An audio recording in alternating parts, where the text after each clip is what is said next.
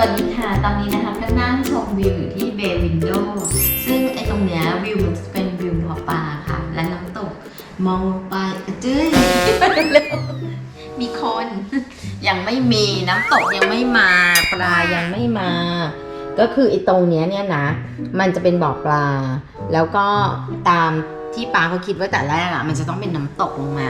แต่ว่ามันหาคนทำยากมากคือคนที่มาทำเนี่ยคือมาแล้วก็บอกว่าจะทำมาวัดและตีราคาเสนอราคาเนี่ยออกแบบด้วยเนี่ยประมาณ3คน3เจ้าแต่นอกเหนือจากนั้นก็จะมีเจ้าที่มาดูและไม่เสนอราคาไม่ออกแบบเงียบไปหรือออกแบบจะไม่เสนอราคาไม่ออกแบบอะไรอย่างเงี้ยเอาเป็นว่าป้าติดต่อไปไม่ต่ำกว่า10 เจ้าเชื่อไหมเยอะมากจริงๆแล้วแบบบางคนก็แบบคือเราทั้งหมดทั้งมวลเนี่ยที่ว่าไม่ยอมมาทำเนี่ยนะไม่บอกด้วยหายไปแล้วเราก็ตามตกลงเสนอราคายังคะตกลงแบบได้ยังคะตามจน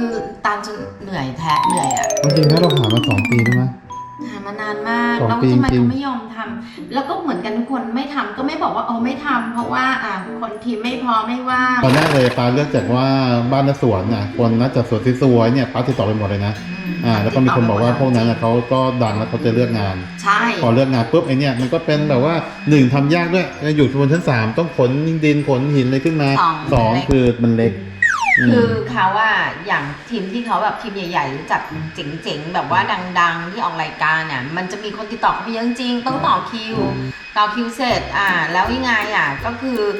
เขาก็เอาหน้างานที่มันแบบรถเข้าถึงพื้นที่ใหญ่ๆทำสะดวกอะไรเงี้ยใครเขาจะแบบอยากมาทำบนตึกแล้วต้องหิ้วของมาอะไรเงี้ยแต่จริงๆก็ต้องบอกมาเลยนะว่าไม่ทำให้เรารอคอยด้วยความหวังมันก็เศร้า2 ปีมันเลยต้องใช้เวลานานขนาดนั้นเพราะว่าบางคนนะนัดแต่ว่าจะทำนะแล้วก็รอเขาไปหลายเดือนพอถึงเวลาก็ติดต่อไม่ได้ติดต่อไม่ได้คือไม่รู้เหมือนกันว่าทำไมแล้วก็ช่างมันเถอะสุดท้ายเราก็ได้มาจ้างมือที่หลวมตัวมาทำให้เรานะแล้วก็ลงมือทำจริงจังนะคะขอบคุณมากเลยก็คือเจ้าเนี้ยเอาทีมสระว่ายน้ำเขาแนะนำมานี่เขาทำอะไรเป่าพื้นสระให้แห้งก่อนที่จะเริ่มทำงานเป่าพื้นก็เดิมมันใส่น้ำไว้ใช่แล้วใส่น้ำไว้ทำไมก็จะเทสระบบไงก็น้ำออกก่อนทีมเนี้ยตอนแรกได้มาเราก็หวั่นใจนะว่าจะใช้ตรงตามวัตถุประสงค์เราหรือเปล่าเพราะว่ารูปที่เขาส่งมาเรฟเฟอเรนซ์เนี่ยเขาเหมือนเชี่ยวชาญด้านถ้ำจริงๆนะคืองานเขา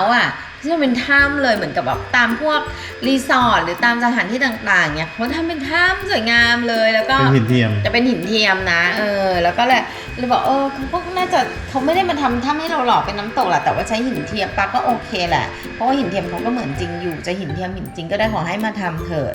จริงๆแม่ถอดใจไปแล้วนะมุมเนี่ยแม่บอกว่าป้าในเมื่อมันไม่มีใครมาทำให้เราก็ไม่ต้องทำแล้วกันเนาะน้ำตกเราก็แบบ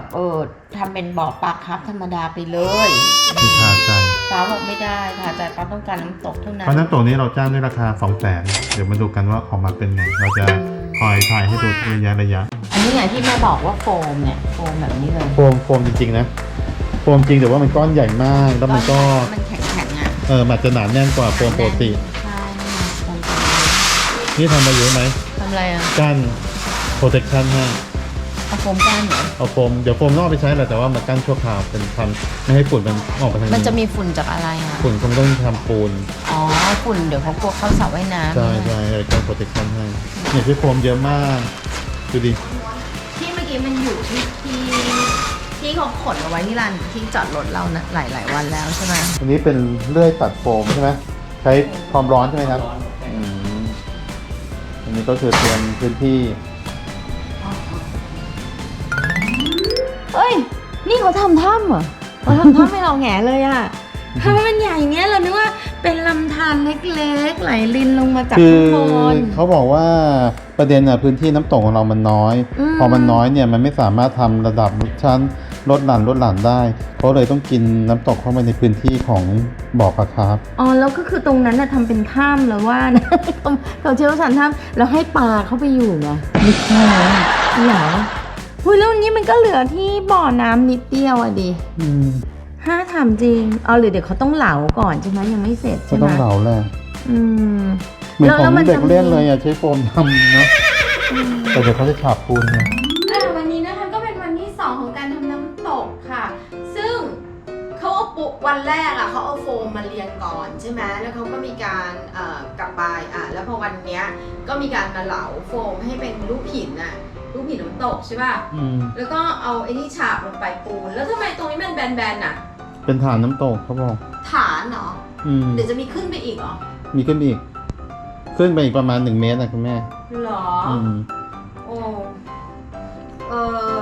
ก็เร็วเนาะเร็วเขาบอกว่าเดือนหนึ่งใช่ไหม ใช่ แต่ว่านี่มันเป็นฐานนี่ก็อาจจะเร็วเดี๋ยวอาจจะต้องมีการตกแต่งซึ่งอาจจะช้าหรือเปล่า แต่ว่าเรากำลังสงสัยว่ามีการเอาไม้ใส่ลูกชิ้นจิ้มโฟม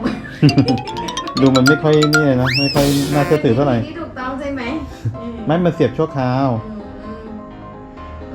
ก็ไม่รู้อะแล้วมันกินพื้นที่บ่อไปเยอะมากเลยอะ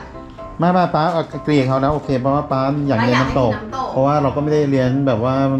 ปลาคาร์ฟจริงจังอะไร ไม่ได้ เงี้ย เอาเยอะหลักปลาเราอาจจะไม่เยอะแต่ว่าเราเน้นอยากให้มีน้ำตก ใช่ เพราะว่า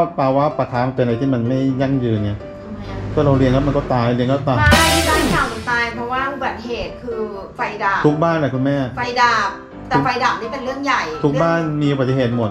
ตาย เพ ย ราะ ก ว่า บ่อ บ้านเราอะที่ตายหลักๆก็คือไฟดับ ป้าเลยว่าเนี่ยแล้วป้ามีเต่าอยู่อะที่ป้ารักอยู่อะก็เอาเป่าแล้วก็ปลาเท่าที่ตามสภาพมันอยู่ได้ปลาตัวเราแบบไม่กี่ร้อยหลักร้อยหลักพันอย่างนี้ คือ พอ ไม่ได้ว่าเป็นปลาคาร์ฟแพงเพิงไรเป็นปลาคาร์ฟบ้านๆแล้วก็เลี้ยงเอาสีสันสวยงามนิดหน่อยแค่นั้นไม่ต้องมานั่งเล็งว่าจุดตรงไหนลายตรงไหนนี้ไม่ต้องนะ อืม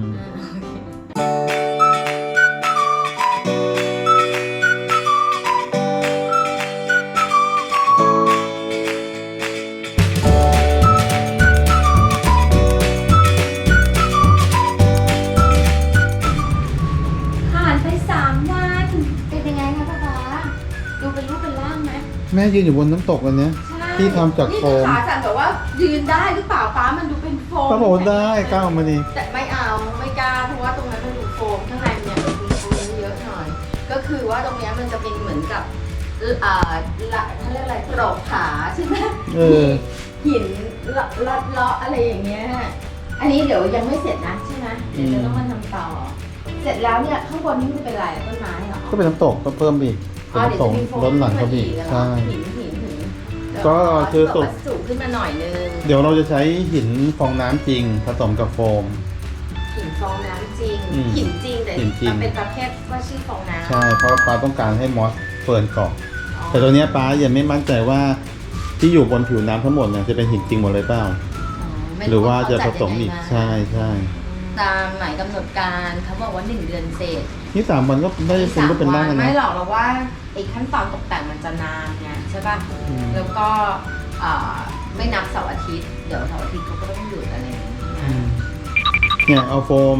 เหลาเป็นรูปแล้วก็ปูนฉาบแต่ปูนเขาก็บอกเป็นปูนพิเศษนะไม่ได้ปูนซีเมนต์ธรรมดา คุณใต้น้ำเหรอ เป็นปูนที่ผสมอะไรสักอย่างไม่รู้โอเคสวยไหม ก็ขอไปดูตรงนู้นหน่อยได้ไหม ได้มาพื้นที่บ่อปลาแล้วเลยเหลือน้อย เหลือ ล นิ ง ดเดียวแต่ป้าบอกว่าไม่เป็นไรตอนแรกอาม่าก็บอกว่า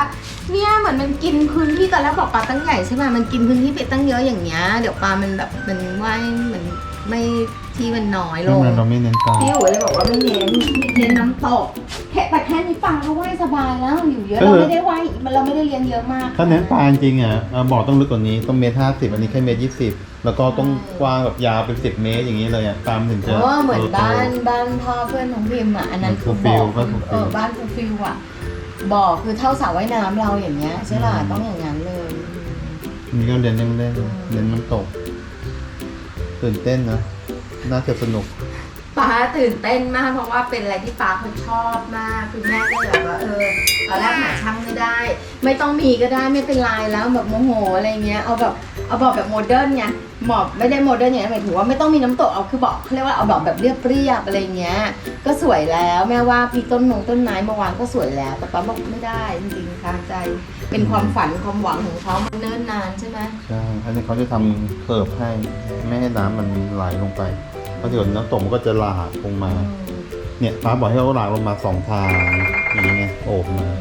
แล้วก็โซนนี้ก็จะเป็นพวกเครื่องกรองนี่เป็นเครื่องกรองแล้วมีตู้ไฟเห็นไหม ซึ่งตรงนี้เดี๋ยว มีระบบควบคุม จะปิดกั้นไม้เหรอ ไม่กั้น อ้าว เปิด แล้ว โล่ง เปิด ให้น้ำตกมันบางน้ำตกจะสูงขึ้นมาเนี่ยเท่าเอวแม่ใช่ก็จะบังพวกนี้หมด บางอะไรพวกนี้ใช่ไหม ใช่แล้วตรงนี้ก็จะเป็นลานซักล้างให้พี่สามาแบบว่าซักผ้าคีริ้วอะไรเงี้ย ก็ไม่มีอะไรบางอย่างนี้เลยเหรอ อืม อ่ะโอเคหนทางยังอีกยาวไกลเพิ่งได้แค่3 วันจาก1 เดือน แล้วเดี๋ยวสุดท้ายสุดหน้าตาเป็นยังไงได้ลำธาร2 สายตามที่ป้าว่าไว้ไหมแล้วเดี๋ยวจะมารีวิวอีกทีนึงนะคะคลิปนี้บ๊ายบายกันไปก่อน